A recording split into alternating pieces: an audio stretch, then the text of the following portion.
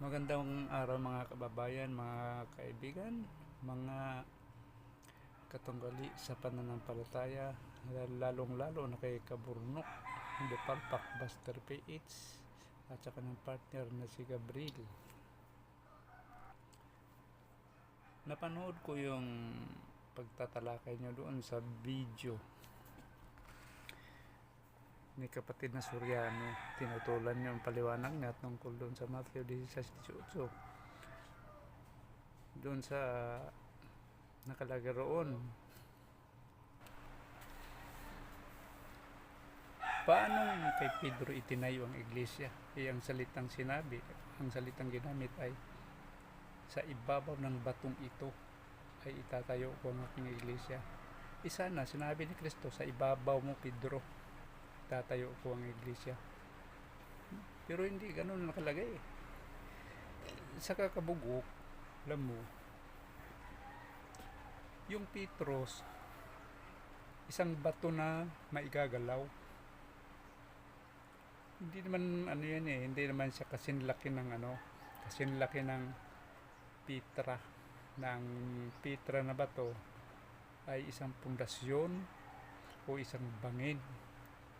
Hindi na igagalaw ang Petra kabugok. Hindi na igagalaw yun. Dami mo pang binabasang sinulat ng mga bobo scholar nyo na hindi naman tama din yung paliwanag kagaya mo. Kaya ka nagkakamali ng unawa dahil yun ang ina-adapt mo, yung paliwanag ng bobo scholar nyo. Kaya ikaw kabugok talagang bugok na bugok ang dating mo, at ikaw ang nagiging busted sa mga sinasabi mo. Tama naman din yung paliwanag nyo yung kinuha nyo sa Google, na ang PES ay isang bato. Tapos sabi mo, kahit hindi marami ay basta bato ay yun na yun.